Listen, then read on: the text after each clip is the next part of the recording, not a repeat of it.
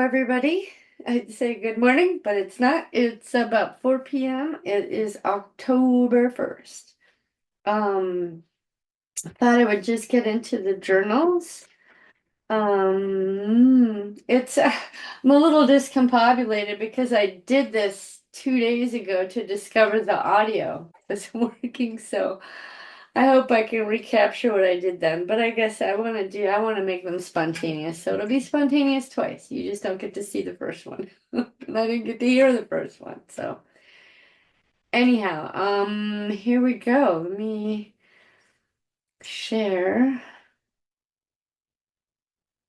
And then I gotta pull up the journals. Which one is it? 11. Sorry, my eyes are a little blurry because I had to put on some.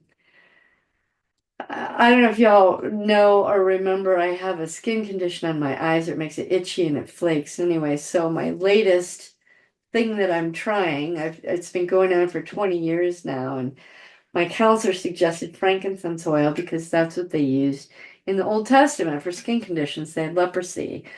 So I tried that. It finally came in about 4 or 5 days ago, and I mixed it with olive oil because it has to have a carrier oil mixed with it, and I've been using it.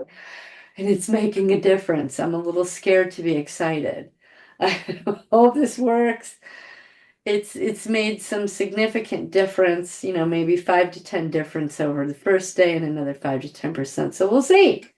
Maybe by Christmas I'll heal skin. So I'm kind of excited about that. But in the meantime, it kind of is leaving a little oily residue on my eyes because the glasses are clean. So forgive me.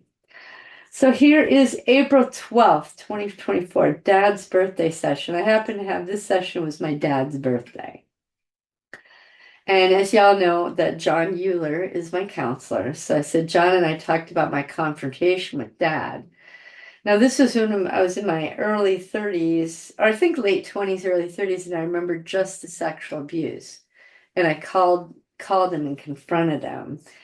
And I remember I had a hard time spitting it out. I was kind of beating around the bush and he was avoiding things. And I look back on it now and I realize he knew exactly what I was talking about, but he was trying to throw me off the track. Anyway, finally I just came right out with it. And I said, well, I used to fuck me when I was a little girl. I had to be that blunt with myself and with him. And he made some quick denial and then hung up. And after that, then he sent me this letter, 8.5 by 11 sheet of paper lined, said, Diana, goodbye, Dad. And that was it. So anyway, um, John and I talked about my confrontation with Dad, how Dad denied and used his signal words and motions to trigger me. I also told him about Dad's house and the bag of matchbooks. John suggested they were each a trophy from Dad's rapes of me, perhaps each location. When he said that, I knew he was right. Matchbooks as trophies. Also, how Dad played with a matchbook at the Taco Bell when we went to meet him about the baby pictures, how the matchbooks are triggers. Now, what happened was my mom divorced my dad when I was 11, and he took all the baby pictures with him. And when we got to a certain age, my sister had her first child, and she wanted our baby pictures so he could compare her children's pictures with ours to see, if we look alike. I think that's normal for parents to do. Angie and I never thought about it because we never had children, but Mary did. And so was trying to get these pictures from him for like 8 years. I think it might have even gone longer than that. But finally, he agreed to meet us at a Taco Bell to talk about it. And we got in there and sat down. It was all three of us with him. He had this matchbook that he was playing with in his fingers, twirling it around. I remember telling John that, and I think it was triggering us to shut up or back off or leave it alone. So John also suggested that Dad waited all those years to give us the baby pictures because he was waiting for the statute of limitations to run out so that he could not be imprisoned. I think he's right. Now, the baby pictures we ultimately got, I mean, we're assuming we got all of them, only he will know.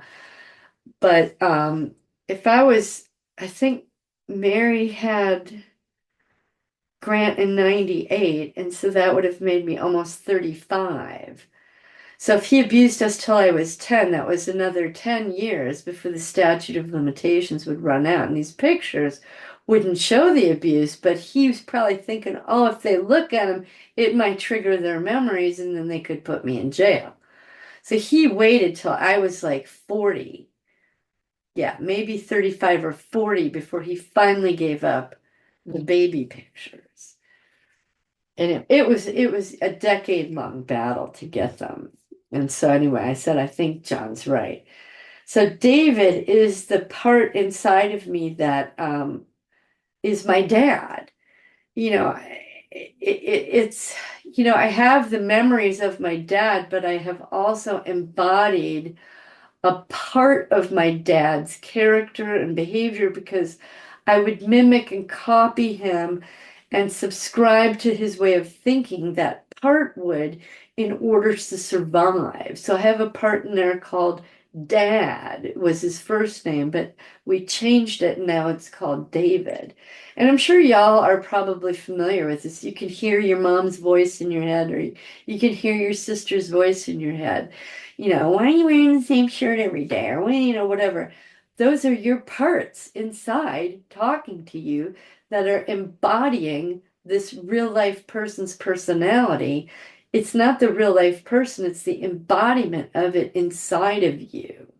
So it's not exactly the same. You have to differentiate them out, which really took me a while to differentiate the real life person from the part inside me that embodies or mimics them.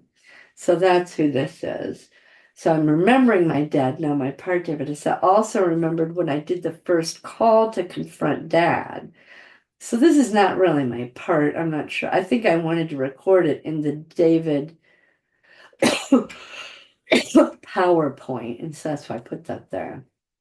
He used certain words to reprogram me. Also, on the second call, also when I was at his house, he used several words and hand signals, and finally the bag of matchbooks to trigger my programming. I just thought he was odd, crazy, or nuts. I was confused as to what he was doing. I also remember Dad had taken me, Angie, Mary out somewhere. When he brought us back, Mom was confronting him as to where we were. He used his hand signals and told her that we were with her all day, and didn't she remember? Totally gaslighting her. She went into a kind of a click click mode and shut up and went back to her day and stopped bugging him about where he had taken us. So, but here's the funny thing about when I went to my dad's house. I happened to be living in Dallas for like 10 years. I had remembered the sexual abuse and was working on it for a couple of years. And finally I thought, well, why don't I just move back home that way? Even though he had hung up on me on the phone and sent me that letter, I kept thinking, well, hurt people hurt people. He must have been abused himself and maybe we could heal together.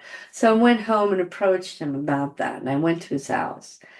And so we're sitting in like this, it's like the front room, a sunroom. As you enter the front door, there was like a sunroom, and then you would enter a living room, and there was a kitchen off. And his wife greeted me, and then she went off to the kitchen, and Dad and I sat in his sunroom talking, and I started bringing these things up. And like I said here, he was using these certain words and strange hand signals and talking strange, and I just thought he was crazy and nuts. And finally he says, okay, just hang on, wait here a minute. So he gets up and goes digging around. And I thought he'd be gone 2, 3 minutes, or maybe he's going to the bathroom or whatever. It's 15 minutes I sat there. And finally, about, halfway through that, his wife came over. She said, I'm sorry, I don't know what your dad's doing. I'm sure he'll be back soon. And so she took me in the kitchen. We talked for 2 or 3 minutes. And I felt uncomfortable and I went back and sat in the sunroom and waited another 5. Finally, he shows up with this bag, like a grocery bag, the paper grocery bag, like, filled up in the bottom. The top is rolled up and it's crumply and old. Takes it, open up, and dumps it on the coffee table. He's like, "Here, you should have this." And I'm looking at him like, "What? I don't understand what this is. What is this?" He's like, "You should have them." And I was just like, I didn't say this, but I was thinking, you're just out of your fucking mind. I said, and I said point blank, are you interested in working on this and healing this?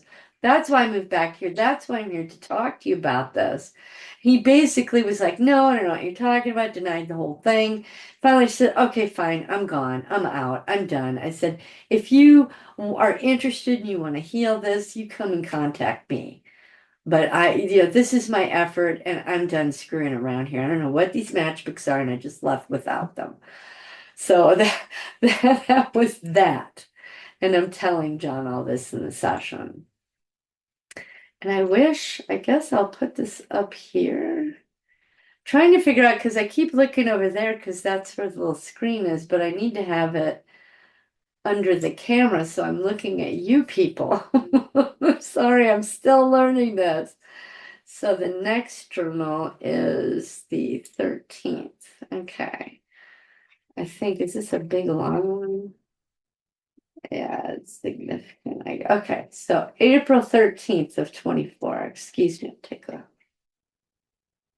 Okay, sorry. Let me share again. All right, so training camp. This was an interesting memory. What was going on was my husband and I were having a bit of a tiff, and I decided to go take a drive. I went to a lake that's about 3 miles away, and I was sitting there at the lake, trying to take a little nap and relax. I was, obviously about to go into a memory, but I didn't know it.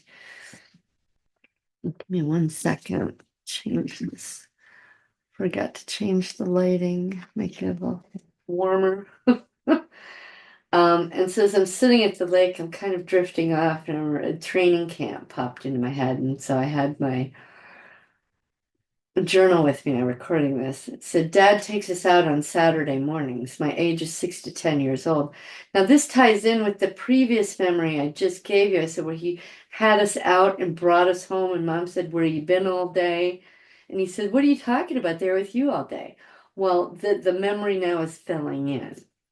My age is 6 to 10 years old. This is where dog training also takes place. And again, the memory before the other one was the dog training. We drive to a huge mansion on the shore of Lake Michigan. It has 8-foot walls and an iron gate full of ivy. Cannot see in. And I'll show you the sketch I made of that. Here it is. Just this, brick wall with a couple of lights on top. And, it was a wrought iron gate, but it's just filled with ivy. And it had a little place where you get buzzed in, a little speaker. And I put gate to training camp. There's a long drive to the rear of the mansion. There's buildings and horses and dogs. The building on the right is where we park. Sarge, the trainer, waves us in. We change into pants or shorts and tank tops depending on the season, then off to the mess hall to eat. Lots of protein, eggs and bacon. And I'll show you the picture or the sketch I made of the long drive, what I thought was a mansion. I didn't know what it was. I just drew it. This came last. This wasn't here when I was doing this. And these are driveways. So I put mess hall right there. There was horses and dogs back there, and another drive to this door at the big old tree. Just tons and tons of windows. And I kept staring at it going, well, there was something there. What was there? And I think I just kind of make a couple of hash marks. And then I realized, oh, it's the compass and square. So I believe it wasn't a Masonic lodge because Masonic lodges don't have windows, but it was a building marked with the Masonic symbol. I'll make that bigger. I forgot. So there's that.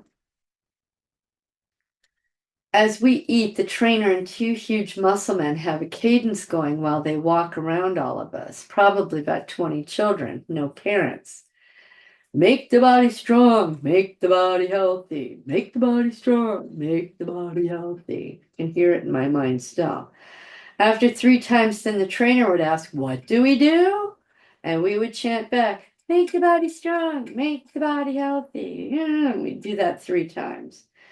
This went on back and forth for the whole meal. We finished and took our dishes to the kitchen. I always wished I could stay there, but off to train. The next round of kids were chanting their breakfast as we moved off to our camps. So there's different rotations of kids. You're only in there 15, 20 minutes to eat, and you go off to your thing, and then the next round of kids come in.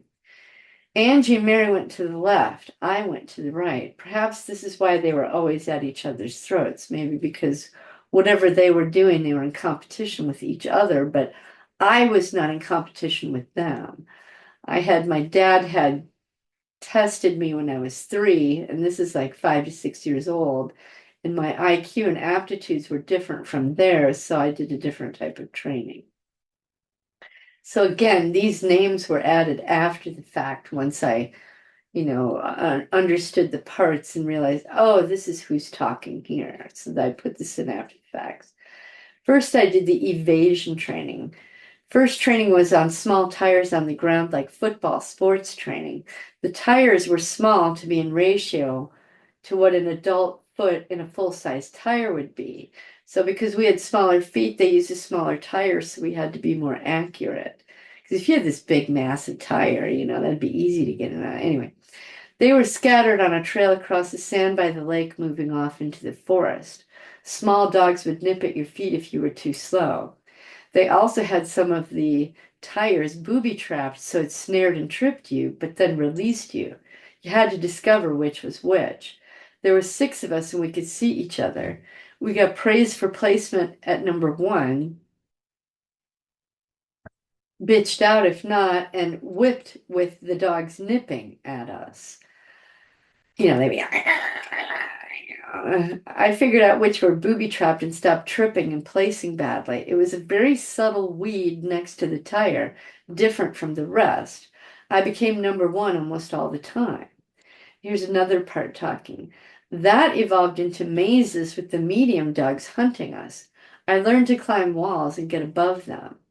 And then another part, that moved into smashing things with whatever you could find to open doorways. Back to this part, slick. There were pylons that were round and moved up and down, had to weave in and around them or get up on top. This had large dogs. And I'll show you the sketch of that. Pylons, here we go. Awful picture, not an artist, sorry. But these are the pylons. This is, sand and weeds. And, the pylons, some were short, some were large. Some would move up and down, some were stationary. And I know that this looks like an animal or dog, but it's actually me sitting up there. I'm a terrible artist. This is actually a dog, but this was 2 different incidents. But at first doing this course, this obstacle course, I needed to take a break and rest. So I figured out how to get up off of the ground away from the dogs to take a break. But then I would lose. I wouldn't turn first place. You had to learn how to weave in and through here, and some of these were moving up and down and whatever. But these 2 at the end were stationary. And I figured out, oh, well, how you kind of rock climb up there. You wedge yourself and I don't know how to describe it, but you just use your hands and feet and work your way up. And I couldn't figure out how to get on it, to sit on it and relax. So I just stayed there long enough. And, these are my arms here, and that's my ponytail hanging down. I'm looking at this dog just going nuts trying to get me. I don't even know how long I was up there, but I remember getting tired, and I think I won that obstacle course. I think I got there first on that time. So close that out. So here's another part piping up. Wizzy is the part that was taught witchcraft by my grandmother. I said, I did well with those. I learned to use Wizzy to stir up the dirt, dust, and sand to mess up the dogs. So she would create little whirlwinds and disorient the dogs. I'm pretty good if I do say so myself. Now, 2 other parts, frick and frack. Now, if you remember in the mess hall, there's 2 big muscly guys, muscle men. Well, they called them frick and frack, and I embodied those parts within me. So those are two big dudes, my parts, Frick and Frack, and their names now are Freddie and Frank. So they're saying, then after forest training, we had knives, one straight knife on the right ankle because I was right-handed, and one scythe in the small of the back. The two large mess hall guys showed us what to do. The trainer guided it all. So there's a trainer, and then there's also Frick and Frack demonstrating.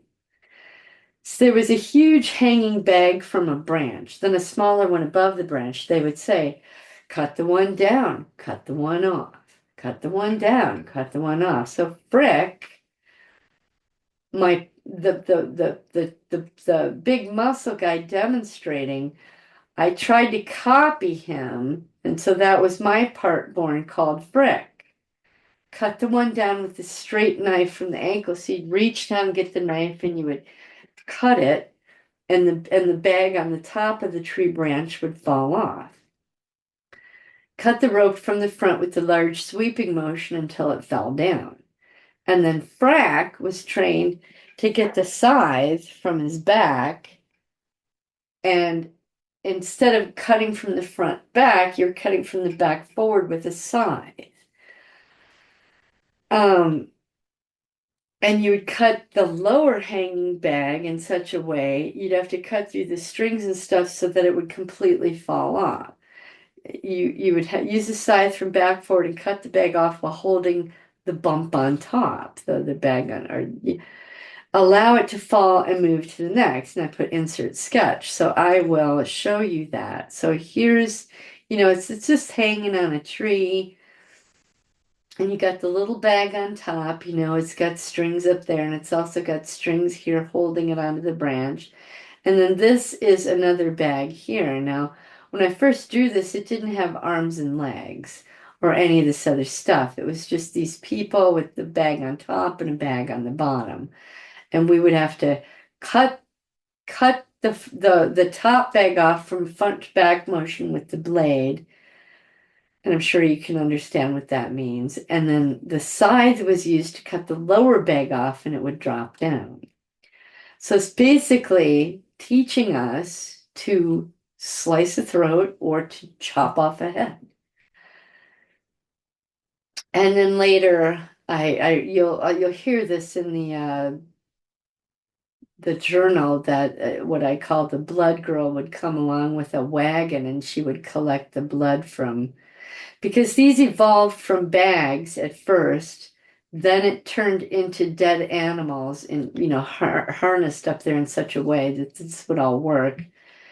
And then it turned into live animals who were not, not, they were live but not frisky and fighting. So I'm sure they were drugged somehow.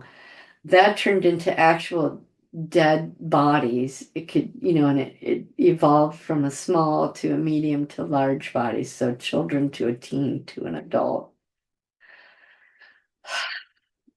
Um, So like Carrie Elahe talked about in her videos when she was a butcher, and they taught her first how to untangle a ball of yarn. Then she had to learn how to do it with her hood on. Then she had to learn how to do it in the dark.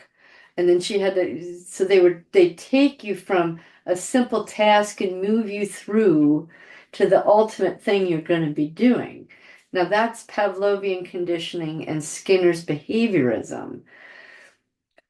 So when you all have your memories and you see yourselves doing this stuff, don't be so hard on yourself, because this is all scientific training.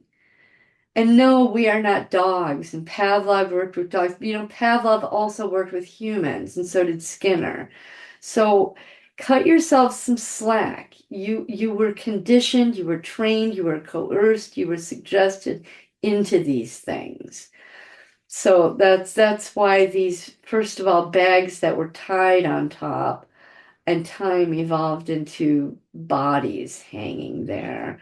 Like I said, at first it didn't have arms and legs, but So they had a chant for this, just like they had a chant in the mess hall. Keep the body strong, keep the body healthy. Now they say, cut the bag off, cut the bag down, cut the bag off, cut the bag down. So there was, a chant that went with it. All right. This evolved into small dead cats, dogs, then to live ones that squirmed in harnesses, then to dead humans, then to live ones. Children our size or smaller, the body was rigged to fall with the harness on. And I remember them saying, we can't have them hanged first, can we? That's why they were in harnesses, because they wanted us to be able to cut the throat or decapitate. This is how we learn to cut the throat and decapitate our prey, which is what they said. Now, here's a part that was really sad and upset because this part didn't like this. She would get very upset. Said Sadie would just scream and cry to high heaven, but we had to shut her up, meaning Frick, Frack, Slick, Janet, Pumpkin, the parts that had to do these jobs, shut up the other part and suppressed her. Sadie, I was hit with the butt of a rifle because she started crying and screaming, cutting up these human bodies, started flipping out, and she was hit with a rifle in the head. Well, they suppressed her. So now Janet picks up again. The next day on Sunday, Dad took us to a different place for rape/ritual sex. If we did well in our training, we got to be predators and rape others. If not, we ourselves were raped. Oh boy, did the boys like that. Which, when I wrote this, I meant the boys in the training camp liked to be the predators. They didn't want to be raped. Neither did the girls, but girls don't have that instinct to be aggressive, So anyway, and I said, Jon is right about those matchbooks, trophies for each place. We ultimately killed a lot of folks, a lot. Too bad, so sad, Sadie.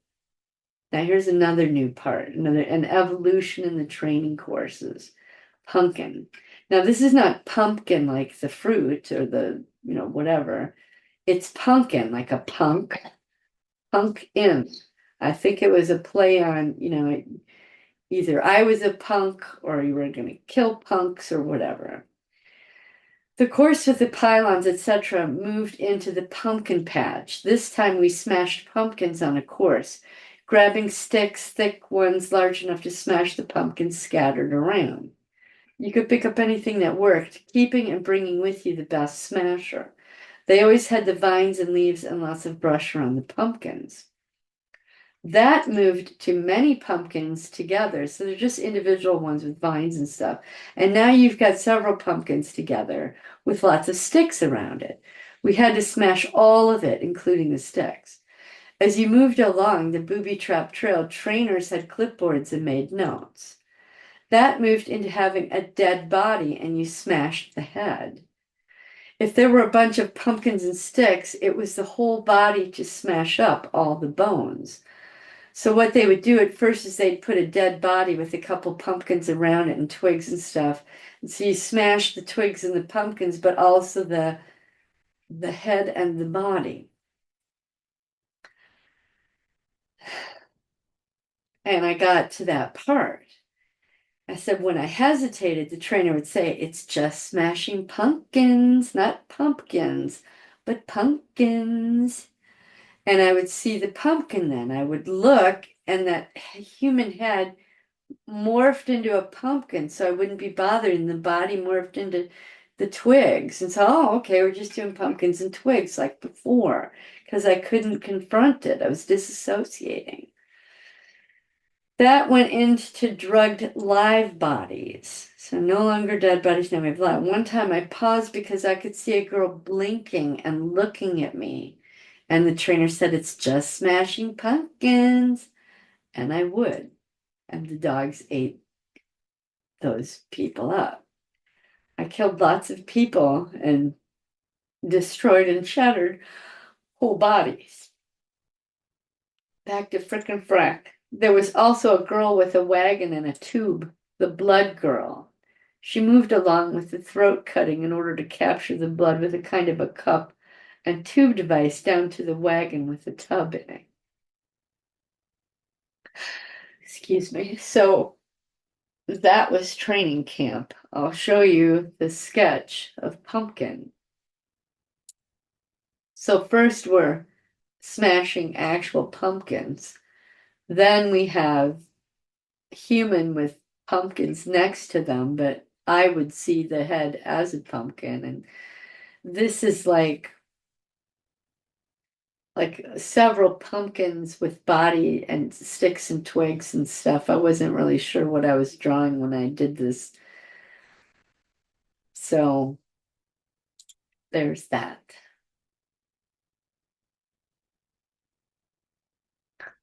Um, it's funny because I've read this a few times. It's it's disturbing. It's disturbing. And I know I was made to do it. If I didn't, I would have been hit, beat, punished, locked in cages, whatever. So you do what they tell you.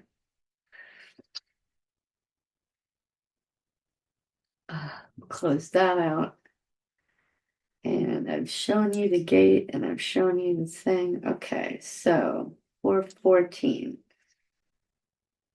Next journal entry. Okay, so this is the next day. My tooth hurt this morning and also yesterday. It's the one that is just loose. Years ago, my dentist told me that I just have super large sinus cavity and that it moves the tooth from the root, and that that's 1/10 of the people have this. And I'm like, what?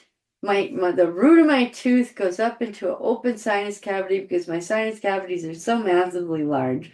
And if there's sinus pressure somewhere in the environment, it'll make the tooth loose because it's not secure hanging out in the sinus cavity. Like I said, I've got a real issue with doctors and what they tell you, and this just seemed ridiculous to me. Maybe it's true, I don't know, but I have a loose, and it's only loose from time to time.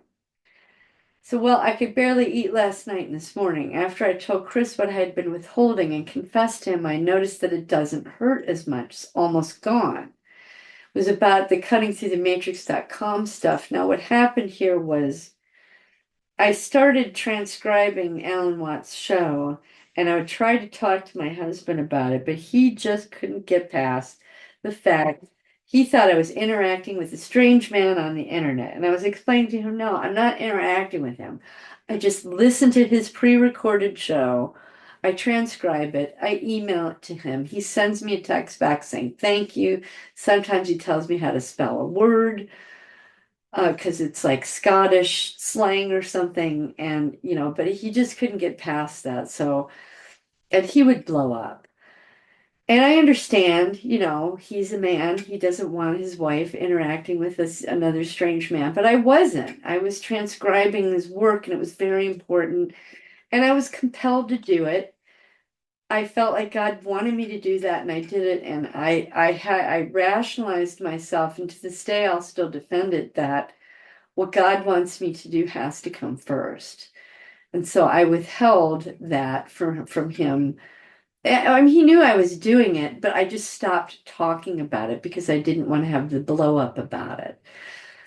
And what I also never told him was that I donated like $100 a month for 17 years, which I always thought, well, I'm getting basically a better than university education, and $100 a month is nothing to get the education that I'm getting. So I withheld that from him as well. Now, obviously, if I bought a book, I would pay for it, or bought whatever Alan might sell, which isn't much.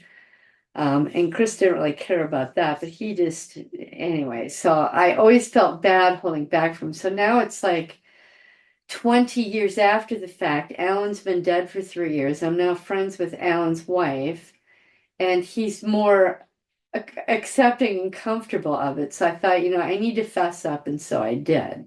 And I thought it fascinating that after I, confessed to him and told him everything, that my tooth was stopping hurting. So Sadie, the tattletale, which I discovered ladies later that Sadie is not the tattletale. There's another part called tattletale. She told my mom of an incident. Tattletale got tortured and Sadie was born. So Sadie the tattletale was once punished for telling about killing a cat. She was very sad, crying, and told mom. Mom was then drugged and gaslight, excuse me. And I was tortured by Corbin, who was the boy I was promised to and married to in a satanic wedding. He was my owner, husband, whatever you want to call him. And then Jimmy and John, which were neighbors, which they told me were cousins. Grandma had told the boys to take care of it, my cousins. They weren't my cousins, they were just, someone down the block. You know how the satanic family, all the people, they're all your family. So whoever has children, they're all your cousins when they're not really, in fact. So it was always confusing to me. And Corbin, since I had been married to him in a satanic ritual and I misbehaved and was tortured, it was his job to handle his woman. So that's what this is referring to. They took me to the basement and later I realized it wasn't the basement, it was in the barn, a section of the barn. Strapped me to a chair, took a tool and pulled on and moved around the same tooth that is hurting this morning. Not supposed to tell. They said, no tattletales or you'll pay. Now these kids are like, I don't know, 10 to 14 years old. Said grandma messed up mom. Mom was believing me. Then she was blank. Sadie was very upset and cried a lot. So I had parts trying to get help from mom, but I couldn't because mom was just as programmed as the rest of us. Programmed, gaslighted the whole deal. And the next one, here's a quick one. The next day. So, like I said again, I add this later. I forgot to talk about the calisthenics, the exercise at training camp. So I'm remembering this 2 days after the whole training camp deal. It was right after eating and before the individual training course. Each exercise was a mirror image of the activity you would do on the course. Slitting the throat, cut off the head, running, jumping, pounding, etc., just done in a group with the trainers. It's like military calisthenics or like a football team or whatever. And I remember we did these weird exercises that went like this, you know. I was like, well, this is bizarre. What does this do? I just, when I first did them, I realized it's about cutting and slicing, you know. It was just this weird exercise. So I just recorded that because I saw it in my mind's eye. And then the 16th, the next one. Oh, quick one. Said, great session with John today. I always feel seen. Whenever he points out something I'm doing very quickly or intuitively, or even just handling things quickly and easily, I always feel validated, but also wrong, like he is wrong, because I'm really just slow and stupid. I realized that I was persuaded that I was not smart or able, but slow and stupid, just like mom was. Oh my God, and right now I'm having a realization in this moment that this is my part, Martha. Kat was trying to figure out the other day what are her characteristics. So I'm going to have to add this into the Martha journal.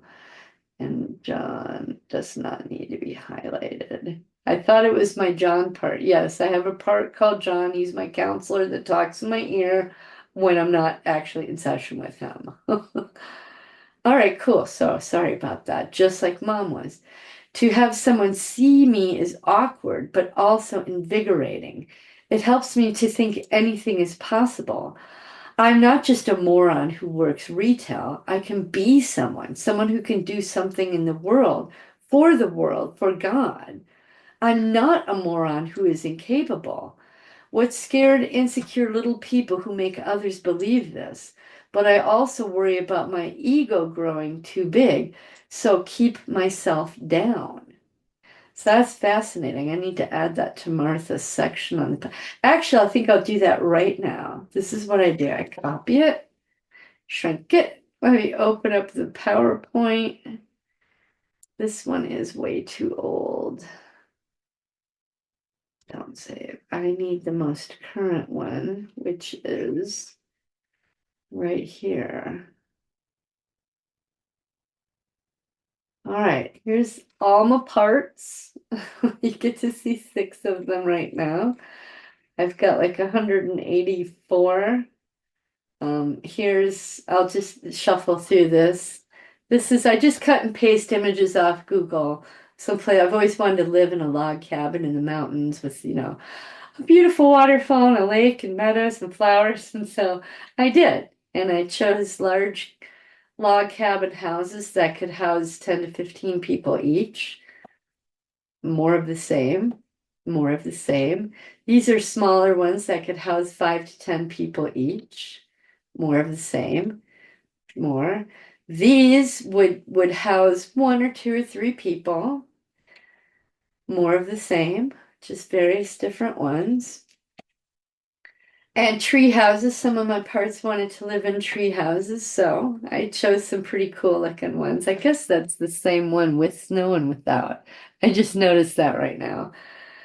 And a couple more tree houses. And so then here's selection of kitchens. You got small, medium, and large, depending on what house you live in. Same with the living rooms, bathrooms, more bathrooms to choose from. And they can use any bathroom in any house at any time, anywhere. So it's their world in there. They get to have whatever they want. Bedrooms, you got bunk beds or large beds because my bodybuilders need big beds. I got some big dudes in there. More bedrooms, bunk beds. Some of my guys want to live outside in tents because my husband's like that. If he could live outside in a tent forever, he'd be happy. I just want a log cabin.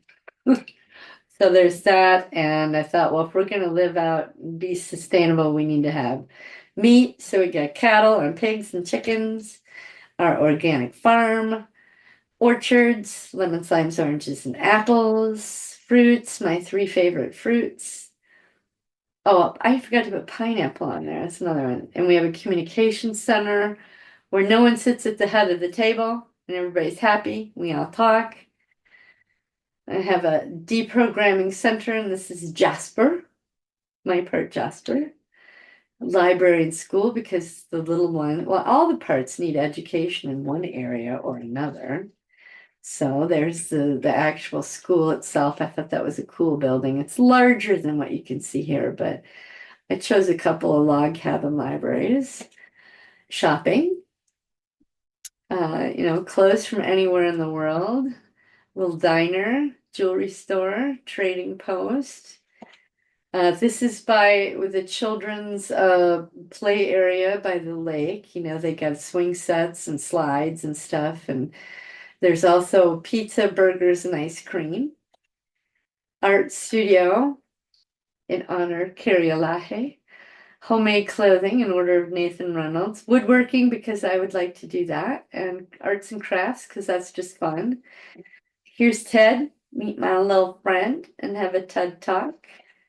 Weapons training because my guys want to stay on their toes at the age of 59, and I know how to shoot a rifle. I was in the Army, so we practice with that. We've got knife training, hand-to-hand combat. I've got parts that do that. Survival skills, rock climbing, hiking, hunting and fishing. This is in honor of my husband, but I have parts that are into it. Mountain biking, my fave. I love to do that. There's their playground. They're waving, hello, hi everybody. We go swimming, and there's the bathroom.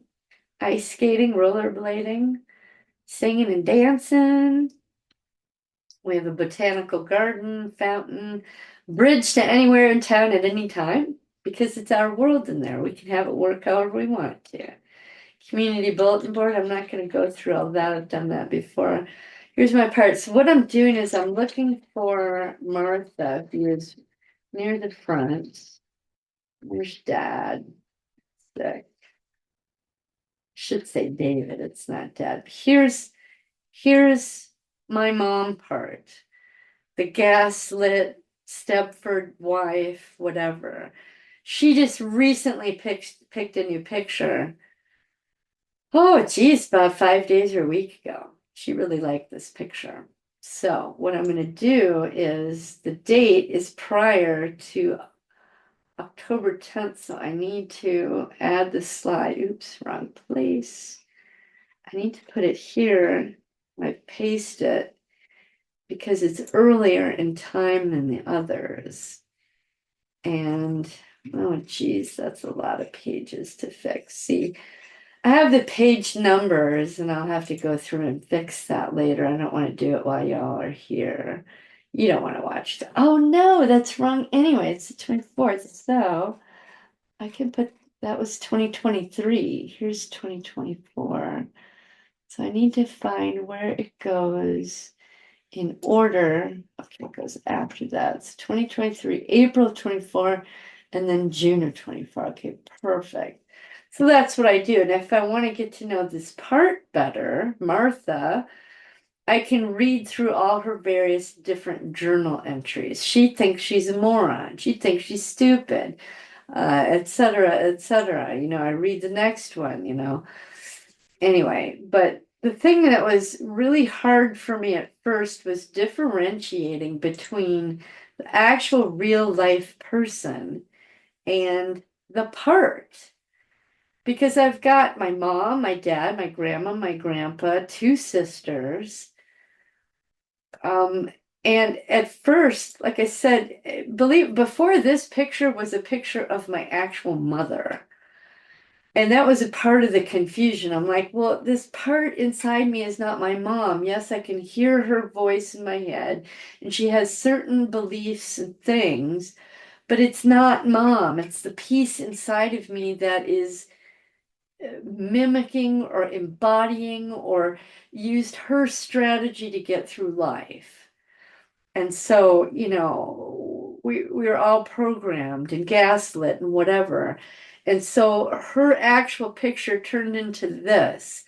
And I remember not caring for it because it looked like such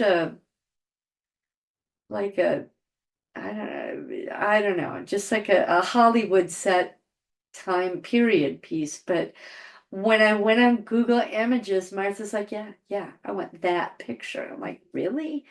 Yeah, she was. So I was like, okay, it's your world. And pick that. But now that I have differentiated and said, okay, my real mother is dead. Yes, she was this and I did X, Y, and Z, but what is the part? And as I was reading that journal to entry to you, I just twigged on that, realized that, oh, that's Martha, because my mom did think she was dumb and stupid and this and that. And I would always say to her, no, mom, you're not dumb. You're not. But my sister, one in particular, more so than the other, no, mom is stupid. She's that. So my mom heard that her whole life, and her self-esteem was just really squashed. So now, the part Martha, she got a new picture. She doesn't look like she's got self-esteem issues at all. So this part might not be here yet, but it's what she aspires to. It's what she sees in her mind's eye that she wants to be and is working towards, and maybe is already there. So that's part of my process. I don't like just having this when I first started, just this nebulous thought or feeling. Yeah, I have a part, it's named Martha.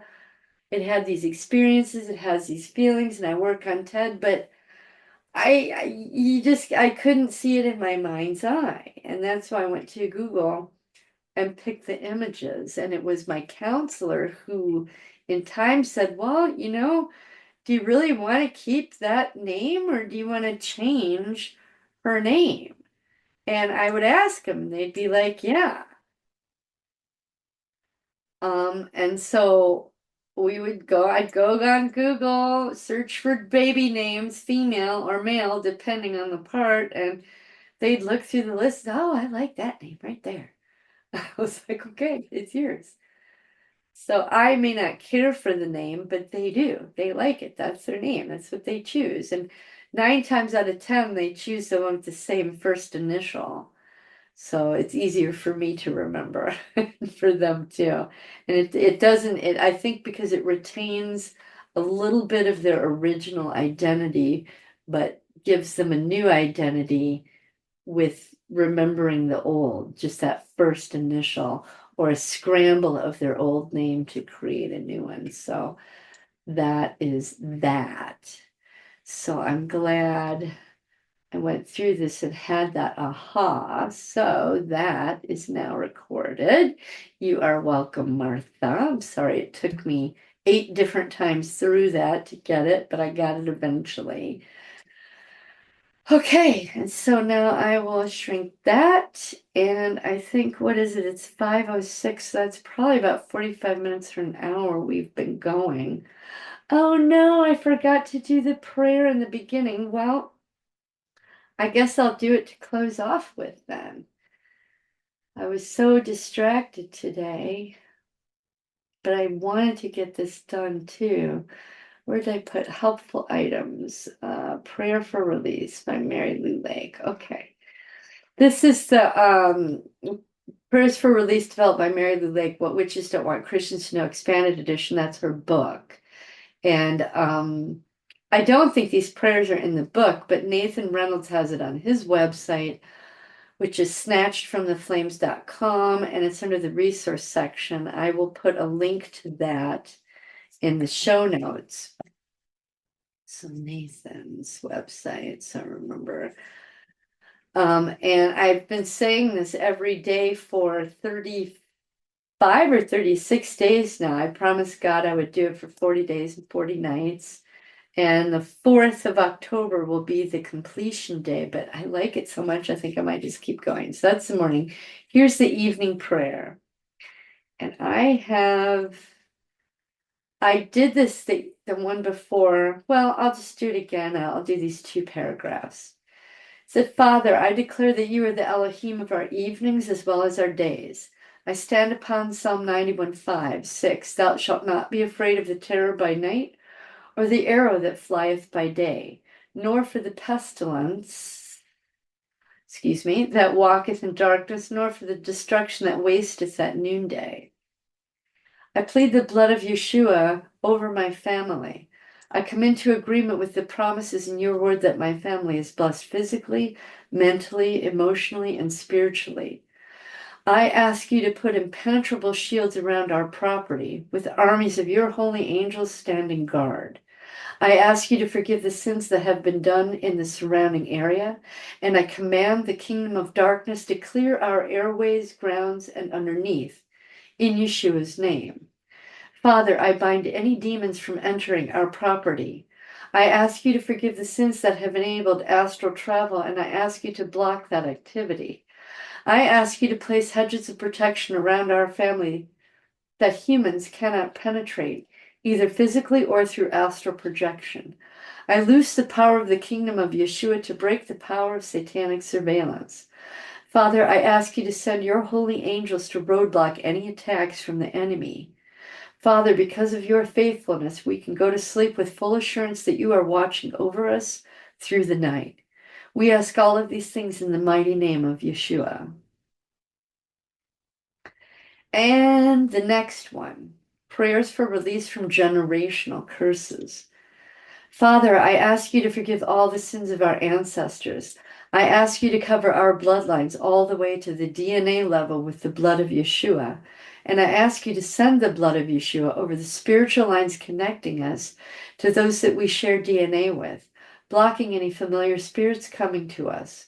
We declare that Yeshua paid the price for us to be free of every generational curse. And we take our authority over all the power of the enemy according to Luke 10:19, and stand upon Matthew 16:19, that what we bind on earth will be bound in heaven, and what we loose on earth will be loosed in heaven. We bind every familiar spirit and generational spirit that has attached to our family because of the iniquity on our bloodlines, and we command them to leave us in Yeshua's name. We loose the power of the kingdom of Yeshua within us and around us, and we ask for restoration of all that Hasatan has stolen through these generational doorways, including our health, resources, joy, and peace, in Yeshua's name. And this is a prayer for release from soul ties, which is basically people that you've had sex with and you weren't married to them. So that's a good one. And this one's awesome. Prayers for victims of trauma and fragmentation. I'll just read it. It's about 7 minutes. It says, Father, I repent for every ungodly soul tie that I've made through sexual union. I apply the blood of Yeshua to the soul tie that I made with, insert the name.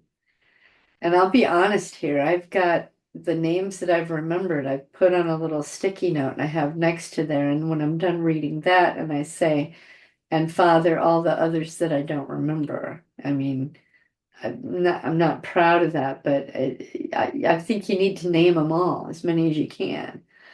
I ask you to sever the cord connecting me to this person with the sword of the Spirit.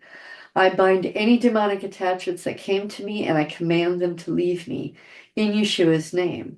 I loose the power of the kingdom of Yeshua within me and around me to restore what was damaged by this soul. And I say these soul ties. I ask you to seal the severed cord with the blood of Yeshua so it can never be connected again. And I ask you to remove any foreign DNA from my body in Yeshua's name. Father, I ask you to deliver every person from any spirits that were transferred to them from me in Yeshua's name. And prayers for victims of trauma. This one's great. Father, I submit myself to you, spirit, soul, and body, and I am so grateful for the price that Yeshua paid to make me whole. I ask you to forgive the sins of my abusers, and I ask you to sever all soul ties with them. I command any spirits that pass through the soul ties to leave me in the name of Yeshua, and I ask you to seal those severed cords with the blood of Yeshua. As an act of my will, I choose to forgive every individual that has harmed me in Yeshua's name. I take authority over my mind, and I bind gatekeepers and watchers and break their power over me in the name of Yeshua. I loose the power of the kingdom of Yeshua within me and around me to overtake and override every plot and scheme of the enemy to hold me captive in Yeshua's name. Father, I ask you to impart to me the anointing that destroys every yoke of bondage. I thank you for the promise of a sound mind in 2 Timothy 1:7. Father, I ask you to forgive the sins done to me that defiled your name, your word, your house, and I ask you to restore the truth of who you are to every part of my being. Father, I ask you to judge every demonic force that has been a part of my captivity since I was a child and deliver me. I plead the blood of Yeshua over every ritual performed and every oath, vow, contract, and covenant made, connecting me to the kingdom of darkness. And I ask you to set me free and bring me under the protection of your kingdom. Father, when I was a child, I was taken against my will, but I now have authority through Yeshua over my tormentors, and I command them to let me go in Yeshua's name. According to Psalm 142:7, I pray, bring my soul out of prison that I may praise thy name. Father, I ask you to make every doorway to blocked memories one-way doors, and I plead the blood of Yeshua into every area of my mind. I ask you to override any mind control program that has been used as a weapon against me, as I stand upon your word in Isaiah 54:17, that no weapon formed against me shall prosper. I ask you to show me anything that I need to see to be free, but I ask that the overwhelming emotions would be buffered to allow me to come to grips with the truth without further trauma. I place my healing in your hands and I place my trust in you. I bind any demons that are a part of my programming, and I loose the spirit of truth to counter and eradicate from my mind spirits of doubt and deception in Yeshua's name. I ask forgiveness for the sins that caused my mind to fragment, and I command the past to let me go. Because you fill all space and time, I ask you to pour anointing oil on every fragment of my mind at the time that the splitting occurred. I claim the manifested healing and deliverance at this present time, and I declare that I am not a child anymore. I am free to mature to my present age with restored peace and joy. I claim restoration of the years that Hasatan has stolen from me. I claim back my health, my resources, my future in Yeshua's name. I declare that I am a child of the King of the universe, and I choose to follow the one true Elohim and declare that I have been set free from the kingdom of darkness in Yeshua's name. I renounce all connections to Satanism, witchcraft, Druidism, and all other factions of the occult. Teach me your ways so I can walk circumspectly before you each day in Yeshua's name. Father, I ask you to forgive every sin done by every fragment of my being, including involvement in the occult. I renounce these powers and bind Hasatan's ability to use me in any way. I loose the sanctifying power of the blood of Yeshua to cover any gifts that you have given me, so I can flow in a pure stream of the Ruach HaKodesh, which means Holy Spirit. Father, I repent for any forbidden activities, such as astral projection, and I take authority over my vessel and forbid any demons, humans, or mind control program to cause me to leave my body. I ask you to forgive the sins of every individual that I have been connected to in the occult, and I ask you to sever all connections so that I can never be accessed again, in Yeshua's name. I ask you to forgive the sins that allowed fragment exchanges between me and any other person, and I bind any demons connected to these exchanges. I ask you to block any humans with pernicious intent from contacting me. I ask you to hide any brainwave identification and block all satanic surveillance in Yeshua's name.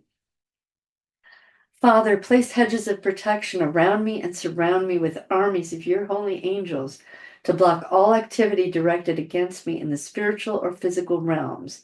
In Yeshua's name, I take authority over and command every part of my being to stay within my physical body.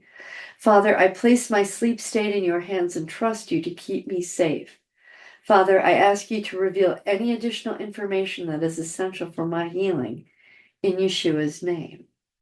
And I just love that prayer. I do. Let me close this bad boy out. There we go. Oh, I was not sharing. Okay, I thought I had that up there. Okay, good. So you got to see me reading it. Okay, so I'll end off for the day. God bless you all. I hope you have a great week. Tomorrow I've changed my schedule yet again. I'm gonna do TED Talk Monday, journal entry Tuesday, my sessions with Jon on Wednesday, the Alan Watt talk about controllers of the world on Thursday, and the Alan Watt signs and symbols videos on Friday. And I'm gonna take Saturdays and Sundays off. So I figured 5 per week is enough. And I don't need to do it on Saturday morning because that's my time with my husband. And so I'm gonna go that route. Excuse me.